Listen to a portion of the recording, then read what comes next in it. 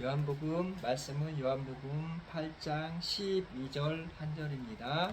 다 같이 읽겠습니다. 예수께서 또 말씀하여 이르시되 나는 세상의 빛이니 나를 따르는 자는 어둠에 다니지 아니하고 생명의 빛을 얻으리라. 아멘. 기도하겠습니다.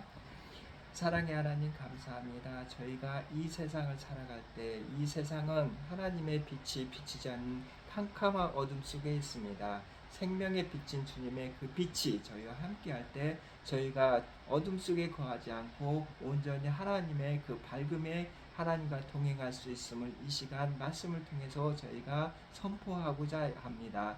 이 빛이 세상에 임하여서 이 땅에 생명의 역사가 나타나는 일이 있도록 인도하여 주시었고, 이 시간을 통하여 저희 말씀을 통하여 저희가 빛이 이 세상에 임하는 것을 선포하게 하여 주시옵소서. 저희를 사랑하사 생명을 다하여 저희를 구원하신 주님께 감사드립니다. 사랑하는 우리 주 예수 그리스도의 이름으로 감사의 기도했습니다.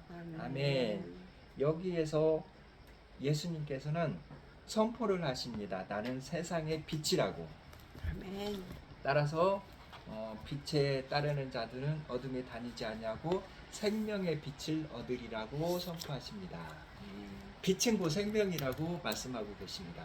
그러니까 사람이 살아갈 때 사람이 죽고 사는 것은 생명에 있습니다. 말하자면은 우리가 생명이 우리의 육신을 떠나면은 우리의 육신은 그냥 썩어져서 사라지는 흙일 뿐입니다. 티끌 뿐인데 담, 흙, 붉은 흙, 티끌 뿐인데 하나님의 생명이 우리와 함께 하기 때문에 우리가 생명에 대해서 살아가는 것입니다.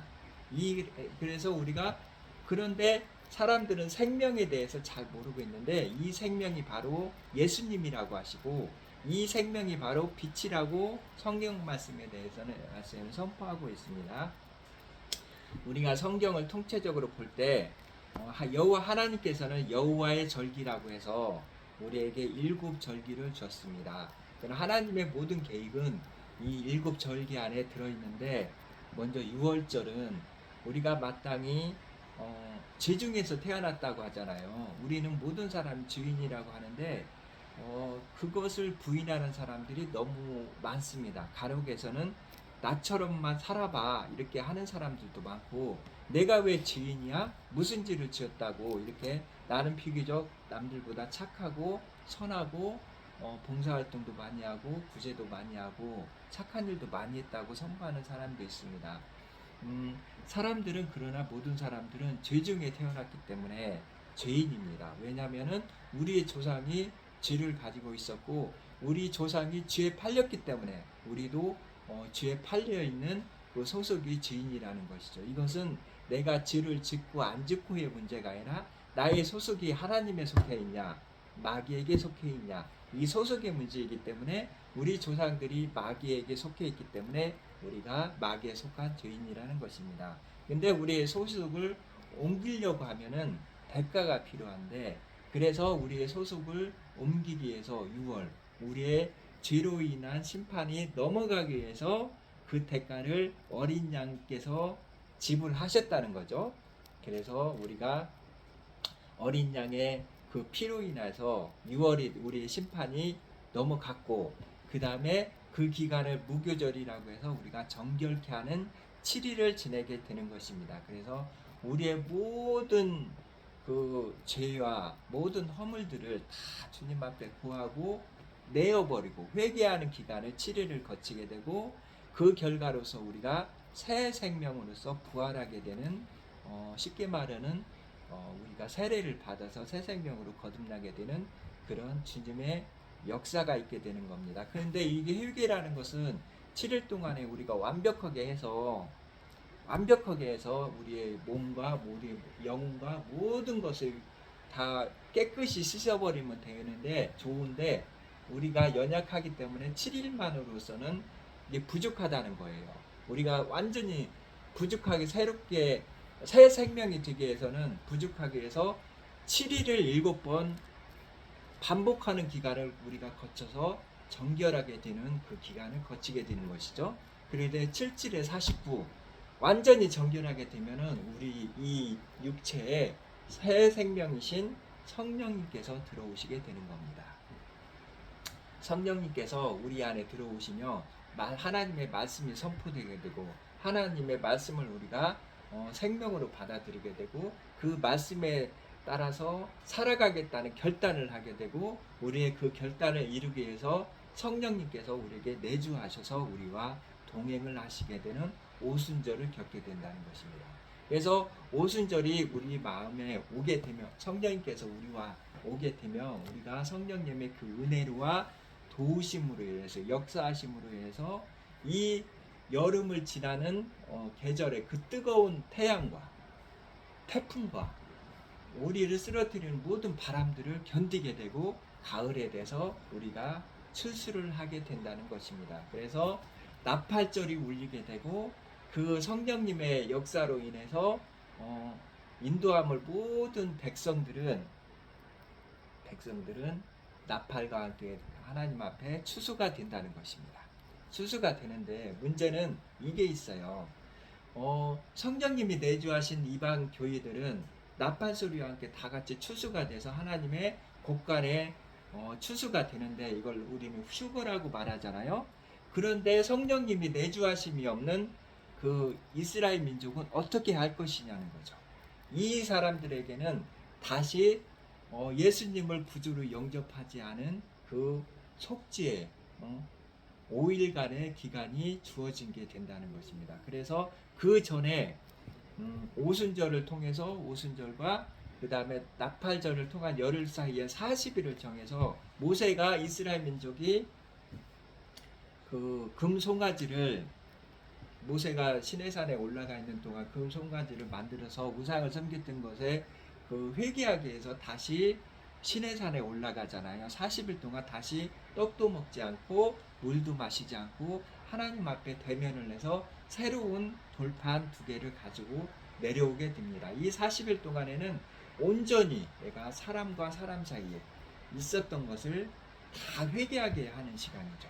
그리고 그 결과로서 이스라엘 민족이 이제 마지막 대속죄일 5일간을 겪게 되는데 이것은 온전히 하나님 앞에 하나님을 예수님이 하나님으로 오신 것을 확인하지 못하고 자기들이 인식하지 못하고 예수님을 십자가에로 못 박혀 죽였던 그 죄를 회개하게 된다는 것입니다. 그래서 이스라엘 민족에게도 다시 회개를 해야 되기 때문에 두 마리 아사셀 염소를 정해서 한 마리는 저주가 떠나가듯이 광야로 떠나가게 하고 한 마리는 그 피를 가지고 지성소에 들어가서 대제사장이 그때는 아무것도 아니고 거룩한 관을 쓰고 하얀 배실과 하얀 속옷을 입고 여호와 앞에 나가서 온전히 그 염소의 불순종한 염소의 피를 지성소의 법궤에 부을 때 그 이스라엘 민족이 하나님 앞에 불순종하고 예수님을 십자가에 매달았던 그 죄악이 덮어지게 된다는 거죠. 그래서 이 속죄의 제가 지내게 되면 하나님의 장막절이 이르게 된다는 것입니다. 그래서 하나님 이것을 레위기에서는 23장에서는 여호와의 절기라고 하였습니다. 그래서 모든 하나님을 믿는 백성들은 유월절, 무교절, 초실절, 오순절, 나팔절, 속죄절, 장막절 7절기를 하나님 앞에서 지내면서 하나님의 역사가 이 7절기 안에 모두 다 들어있게 되는 것입니다. 그래서 성소에 들어가면 그 촛대가 7개가 있어요. 메노라라고 하는데 이 모든 것은 하나님의 역사하심을 한 걸음 한 걸 인도하시는 하나님의 그 절기를 우리가 기념하기 위해서 이렇게 된다는 것입니다. 그래서 그 각 절기마다 그 상징적인 게 있어요. 6월절에는 상징이 그 어린 양의 피입니다. 그리고 오순절의 상징은 뭐냐면은 하나님의 말씀입니다. 하나님의 말씀이고 누구든지 물과 성령으로서 거듭나지 아니하면은 하나님 나라에 들어갈 수 없다고 하는 것에서 선포가 되듯이 우리 누구든지 하나님의 말씀 십계명과 성령님의 도우심이 없으면 하나님 나라로 들어갈 수 없고 그때 오순절 성령님이 우리가 들어갈 때 그때부터 우리는 시작인 것입니다. 하나님 나라에 들어가야 누구든지 천국은 침노하는 것이라고 하는 말씀이 선포돼서 그때부터 우리가 천국에 침노할 수가 있는 것입니다. 그래서 열심히 이 세상에서 우리가 하나님 말씀을 지키고 거룩하여지면은 나팔절에 우리가 하나님 앞에 그 열매로서 거둬지는 역사가 있게 되는 거죠. 그래서 미래 추수가 나팔절은 미래 추수가 완성이 되면서 과일의 추수가 시작되는 시기입니다. 이때부터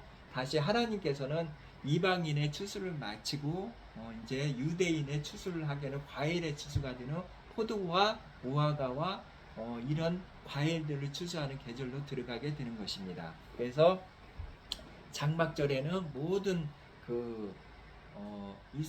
하나님의 백성들이 하나님의 장막 안에 거하는, 그러니까 이방인들과 유대인들이 한 뉴맨, 원뉴맨, 세 사람이 되어서 하나가 되어서 하나님의 장막에 같이 거하게 된다는 그런 상징적인 의미가 있습니다. 그런데 그래서 이제 장막절에는 물에 대해서, 생명수에 대해서 얘기를 하고 있어요. 그런데 여기에서 오는 본문에 보면은 예수께서 말씀하시되 나는 세상의 빛이라고 하십니다. 나를 따르는 자는 어둠에 다니지 않고 생명의 빛을 얻으리라고 선포하신 것입니다. 그래서 성경책에서 빛이라고 할 때는 그 위에 여호와의 절 7개 위에 하나님께서 성경책에서는 2절기가 더 추가가 됩니다. 그 하나가 뭐냐면은 한우카라고 해서 빛의 절기라고 하고, 하나는 에스더라고 불임절이라고 해서 에스더가 하만을 이기고 하만을 장대에 매달고 승리하는 것, 이스라엘 민족이 구원을 얻는 불임절이라고 하는 그 2가지 절기가 추가되는데요. 이 2가지 절기는 여호와의 절기가 아닙니다. 사단의 절기. 그러니까 사단이 그러니까 이 절기의 특징은 뭐냐면은 가장 어두운 12월달, 우리나라 말로 절기로 하면 동지에 이루어지는 한우카, 그때는 태양이 가장 짧고 어둠이 가장 길 때를 우리는 동지라고 하잖아요. 마찬가지로 이스라엘 민족에게서도 태양 빛이 사라지고 어둠이 가장 강할 때, 그때를 통해서 사단의 활동이 가장 심할 때 하나님께서 어떻게 역사하시는지 그걸 보여주는 게 한우카라고 하는 빛의 절기를 얘기하고 있습니다. 불임절은 그 다음에 2월달이 우리나라 절기로서 2월달에 이루어지는데, 2월달에는 역시 겨울이라서 빛이 어둠에 있고 사단이 이스라엘 하나님의 백성들을 죽이기 위해서 온 힘을 다할 때 하나님의 도우심을 얻고 하나님의 백성들이 승리하는 것을 보여주는, 그러니까 사단의 활동과 어떻게 하나님께서 그 사단의 활동을 이기고 주의 백성들에게 승리를 주시는가를 기념하는 2 절기가 한우카 절기와 빛의 절기와 불임절이라고 할 수 있습니다. 그 중에서 빛이라고 한다는 것은 한우카, 12월 우리나라 동지 이스라엘 그 절기로서는 한우카라고 하는 절기에 대해서 말씀해 드리고자 합니다. 한우카라는 절기가 뭐냐면은 이스라엘 민족이 바벨론이 침공을 해서 성전이 다 파괴가 됐어요. 그래서 느헤미야니 선지자들이 바벨론에서 기한을 해가지고 제2성전 솔로몬 성전은 무너졌고 제2의 성전을 건축을 하게 됩니다. 근데 이 성전이 너무 이제 초라하기는 하지만 이 성전을 통해서 이스라엘 민족이 다시 한번 제사를 드리게 되는 것이죠. 근데 헬라 제국의 그리스 헬라에서 알렉산더라는 대왕이 일어나게 됩니다. 그래서 헬라 제국 전에 뭐였죠? 바벨론, 페르시아 제국을 멸망하게 되고 온 유럽과 그 다음에 인도까지 가는 대제국을 알렉산더 대왕이 무려 10년 만에 헬라 제국을 건설하게 되는 거죠. 그런데 이 헬라 제국에 건설한 알렉산더 대왕이 10년 만에 젊은 나이에 죽게 돼요. 그래서 제국은 너무나 큰데 이 통치자가 없어지게 되니까 헬라 제국이 4개의 제국으로 다시 나누어지게 됩니다. 그 중에 프툴레미코스라는 그 나라에서 안티오쿠스 4세라는 사람이 이제 예루살렘을 통치하게 되는데, 이 사람은 너무 교만한 사람이기 때문에 자기 이름을 안티오쿠스 4세라는 이름 앞에 에피파네스라고 하는 호칭을 더하게 됩니다. 에피파네스라는 뜻은 뭐냐면은, 나는 신이 인간의 모습으로 나타난 사람이다. 신의 현현이다. 나를 보는 사람이 바로 신을 본 것이다. 나는 나 자신이 신이라고 하는 그 이름으로 계명을 하게 되고, 이스라엘 성전에는 오직 하나님 앞에 하나님에게만, 여호와 하나님에게만 제사를 드리게 됐는데, 그 이스라엘 민족 그 성전에 돼지 피로 제사를 지내는 그 일을 하게 됩니다. 레위기에서는 돼지 피는 부정한 짐승이라고 해서 이스라엘 민족은 먹지도 않고 그 돼지 피 제사를 지내지도 않거든요. 제사 지낼 때는 소와 양과 비둘기 등 정결한 짐승만 제사를 드리게 되어 있습니다. 그런데 안티오쿠스 에피파네스는 무슨 일을 하게 되냐면은, 일단 성전을 더럽힙니다. 성전을 더럽히게 돼서 무슨 일을 하게 되냐면, 일단은 이스라엘 민족에게 안식일을 지키지 못하게 합니다.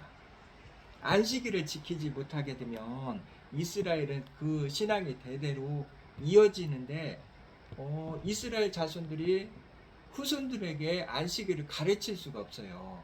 그리고 안식일을 깨어지게 되면 하나님에 대한 신앙도 없어지게 되는 거죠. 그래서 여호와 하나님께 제사 지내고 안식일을 지키던 신앙이 몇 세대를 지나면서 없어지게 되면서, 이제 그 신앙이 하나님을 중심으로 살았던 이스라엘 민족 신앙이 깨어지게 된다는 것입니다. 그리고 하나님의 절기를 없애게 됩니다. 조금 전에 말씀했을 여호와의 절기는 유월절, 오순절, 그 다음에 장막절이라고 해서 모든 이스라엘 남자들은 1년에 3번씩 여호와 앞에 예루살렘 성전으로 다 모이게 돼 있어요. 근데 우리도 명절, 추석을 지키고 설날을 지키듯이 그런 명절을 통해서 해마다 우리 조상들이 가지고 있던 명절이 우리 후손들에게 전해지게 되는데, 하나님의 앞에 중심으로 살았던 이스라엘 민족이 이 절기를 금하게 되니까 이제 완전 이스라엘 백성이고 이방인들 간의 그 구별지였던 하나님 여호와의 그 절기들이 없어지게 되는 것입니다. 그래서 선민이라는 그 자체가 희미하게 되는 것이죠. 세 번째는 이방인들과 선택된 백성이라는 그 표시로 유대인들은 누구나 남자들은 할례를 받게 돼 있어요. 왜 그러냐면은 모든 이스라엘 민족은 하나님으로부터 아브라함이 부르심을 받아서 하나님의 백성으로서 정결케 되고, 아브라함의 그 씨를 통해서, 육체를 통해서 이어진다는 의미로, 정결하게 됐다는 의미로 그 할례를 받거든요. 그래서 정결케 돼서 이 씨가 거룩한 씨가 이제 아브라함을 통해서 후손에게 계속 이어지는 징표로 할례를 받게 되는데, 이 할례를 안 받게 되면은 이방인들과 거룩한 백성의 표시가 구분이 없어지게 된다는 거죠. 그래서 나는 그 할례를 보면서 나는 거룩한 하나님의 백성이야. 날마다 그 거룩한 백성으로서 살아가는 그 백성들이 이제는 이방인들과 거룩한 백성으로서 구별이 없어지기 때문에 거룩한 백성으로서의 소명도 없어지게 된다는 거죠. 그래서 스스로 하나님의 말씀을 지키는 백성으로서 살아가려는 의지가 꺾여버린다는 거죠. 그래서 또 안티오쿠스 에피파네스는 토라를 없애게 됩니다. 토라라는 것은 하나님으로서 받은 모세 오경을 토라라고 하기도 하고, 거기에 더 유대인들이 이제 선조들의 그 유전이라고 해서 더 추가를 해서 613가지의 그 율법을 만들었는데, 그 율법을 못 지키게 한다는 거죠. 그러기 보니까 이제 유대인으로서 유대인의 존재 가치를 없애버리는 게 이제 안티오쿠스 에피파네스가 하는 짓이었어요. 그러니까 쉽게 말하면 일제시대 때 그 일본인이 대한민국의 그 문화에 말살시키기 위해서 단발령과 뭐 계명을 하게 되고 뭐 한글을 못 쓰게 되고 여러 가지 우리 한민족의 정체성을 없애버린 것과 같이 가장 중요한 유대인으로서 지켜야 되는 샤밧, 안식일, 여호와의 절기, 할례, 토라 이런 걸 없애버려서 유대인을 그 정신을 말살시키려고 하는 시도를 했다는 것입니다.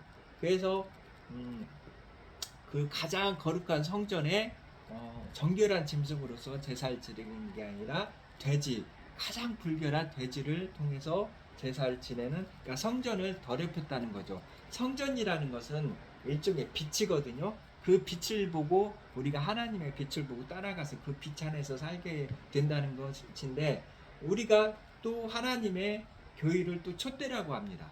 촛대는 하나님의 빛을 받아서 세상을 밝히는 역할을 하는 것인데, 성전이 더럽혀지고 어두워지니까 이 성전의 역할을 못하게 되는 것이죠. 그런데 이때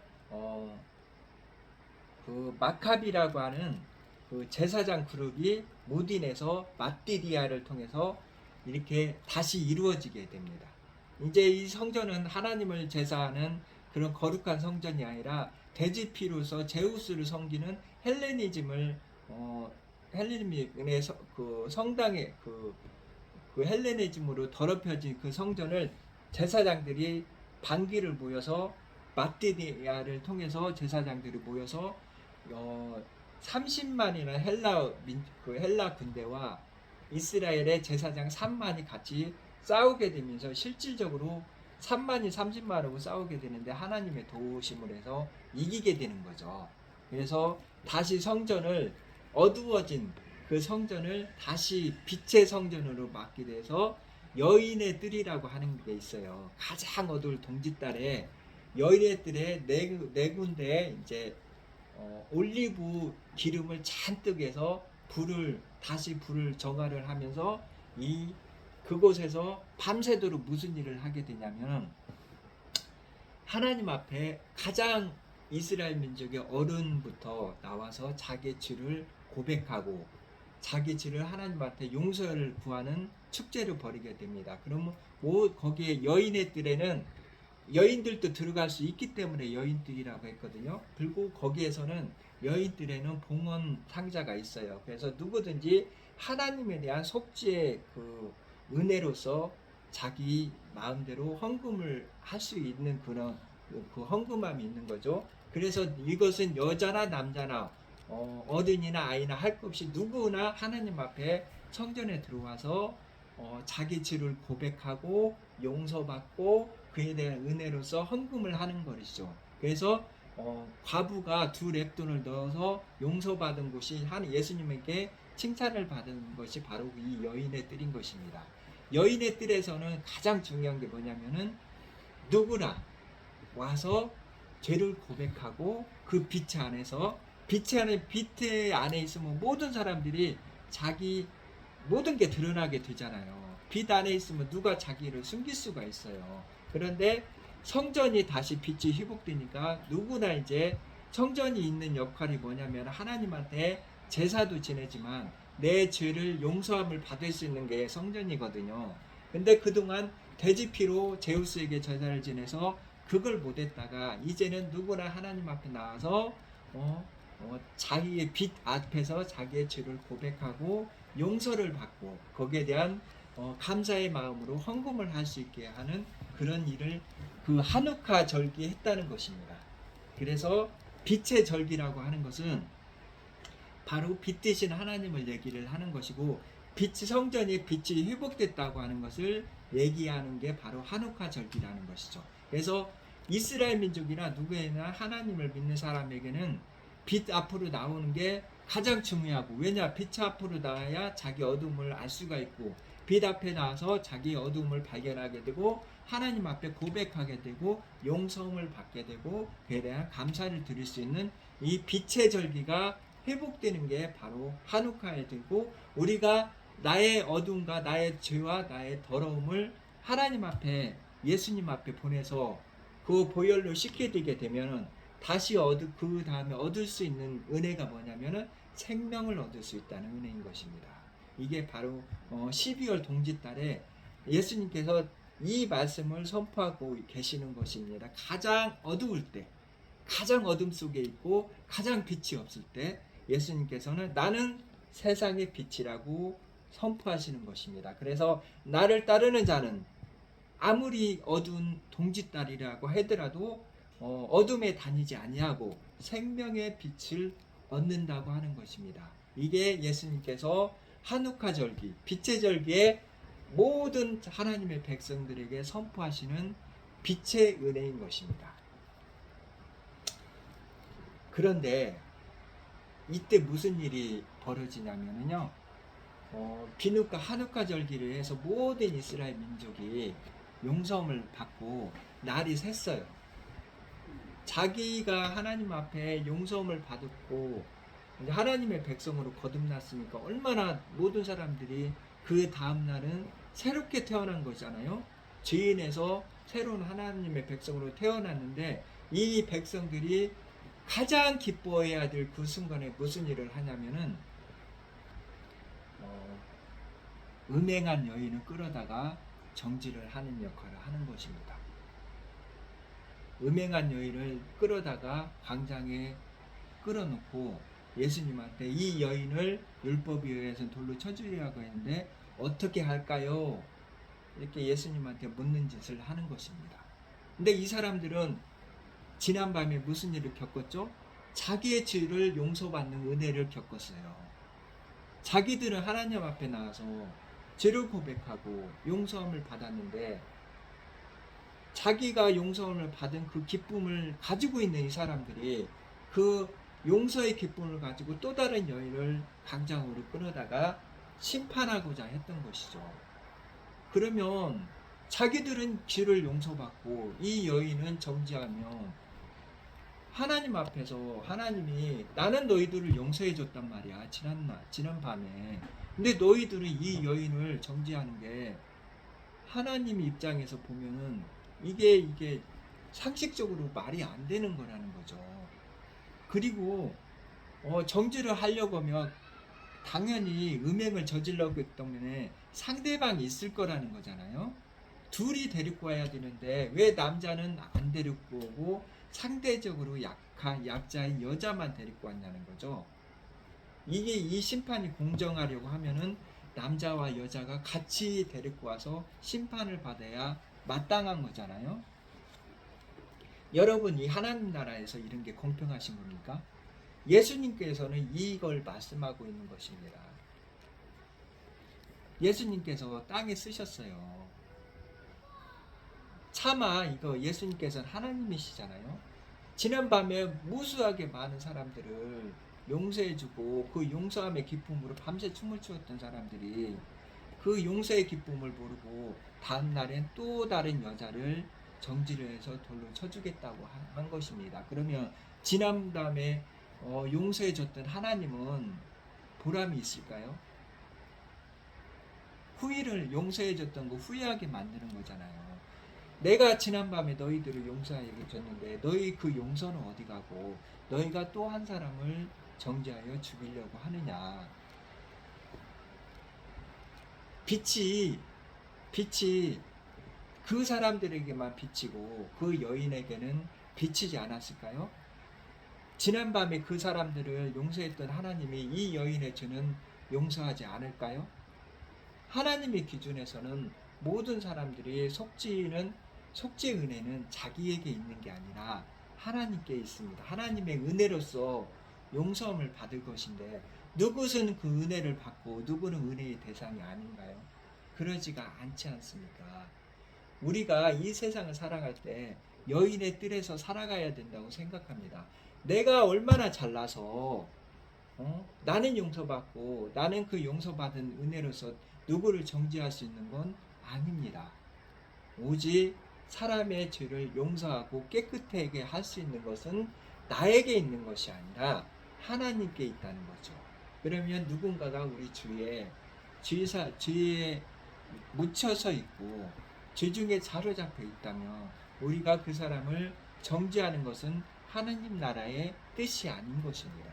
바로 누구든지 나는 세상의 빛이니 나를 따르는 자는 어둠에 다니지 아니하고 생명의 빛을 얻으리라고 했던 것이, 나는 하나님 앞에 빛으로 가서 죄의 씻음을 받고 깨끗하게 빛 안으로 나왔다면은 나도 저도 빛을 따르는 자이기 때문에, 우리는 어둠 속에 있고 지중해 있는 사람을 보게 되면은 그 사람도 내가 정죄하는 것이 아니라 빛으로 인도하여서 생명의 빛을 얻고 어둠에 넘어지지 않는 일을 하게 되는 게 우리가 해야 될 것이라는 거고, 그게 마땅한 것이고 하나님께서 우리에게 요구하는 것이라는 거죠. 우리가 한옥하라는 걸 할 때 하나님 앞에 나와서 제사를 드리고 예배를 드리는 것이 당연히 그래야 되겠지만, 그 하나님 앞에 한옥하의 빛의 절기를 자서 내 마음속에 어둠을 쫓아내고 생명의 빛을 얻어서 우리가 죄의 씻음을 받았다면은 이 은혜를 세상에 흘러내서 내가 촛대가 되어서 이 사람들에게 생명의 빛으로 나와서 예수님을 만나서 죄사함을 얻게 하는 역할을 하는 게 바로 우리가 해야 될 일이라는 것이죠. 누구든지 생명의 빛을 나와서 죄사함을 받은 사람은 이 여인을 돌로 칠 자격이 없다는 것입니다. 이 여인은 왜냐면 이 여인을 돌로 치기 위해서는, 정당하게 이 여인을 돌로 치기 위해서는 내가 먼저 돌로 침 받는 심판을 받아야 옳다는 거죠. 그런데 내가 예수님의 은혜로 심판을 받지 않았다면은 이 여인에게도 우리가 심판할 자격이 없다는 것입니다. 최소한 우리는 그렇습니다.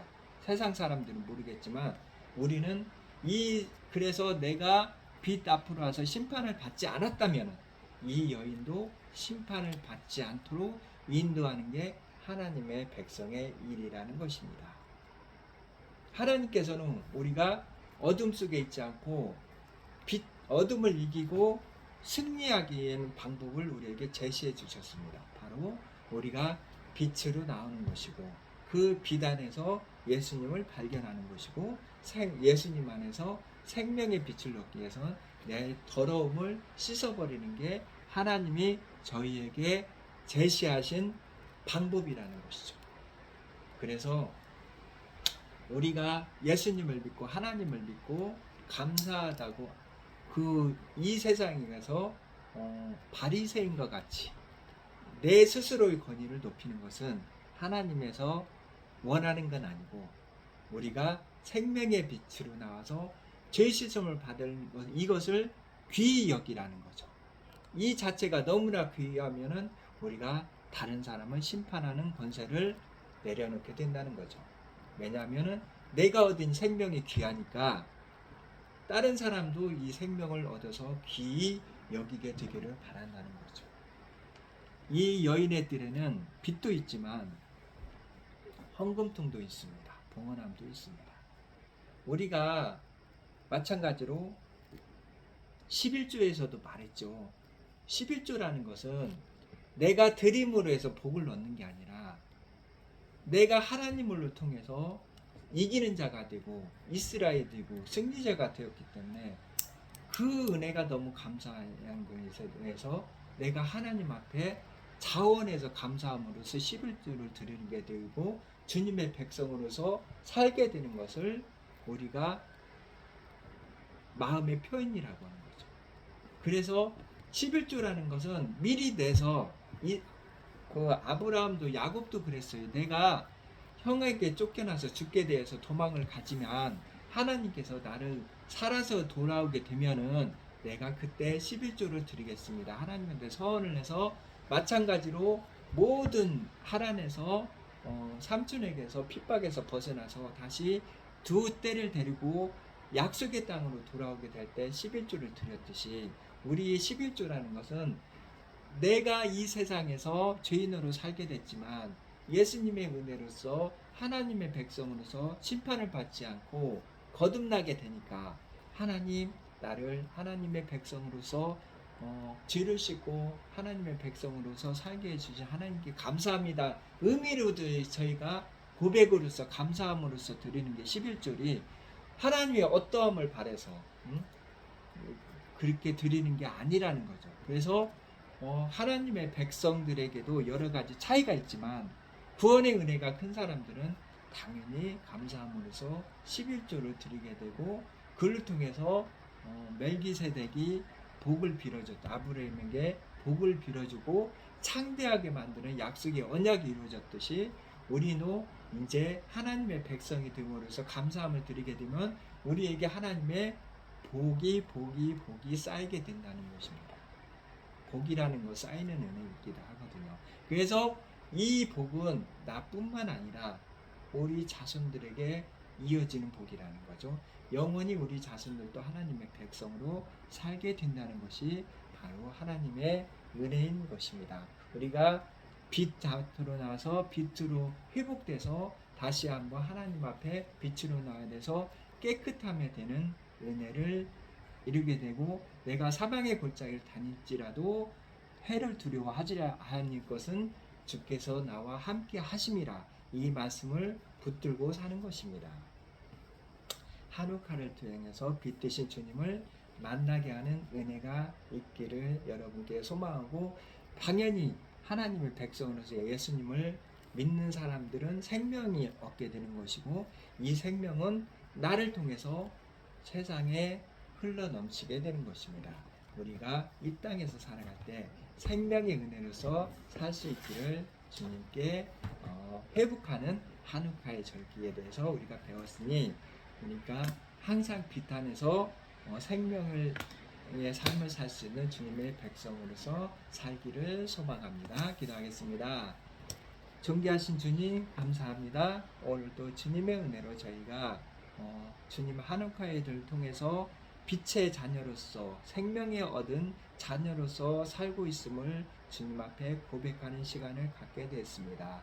하나님 빛이 저에게 임할 때 모든 어둠을 떠나게 하시는 주님의 역사가 있고 어둠이 떠나가니 저희가 생명이 함께하는 것을 생명의 역사가 있음을 성경책에서 배웠습니다.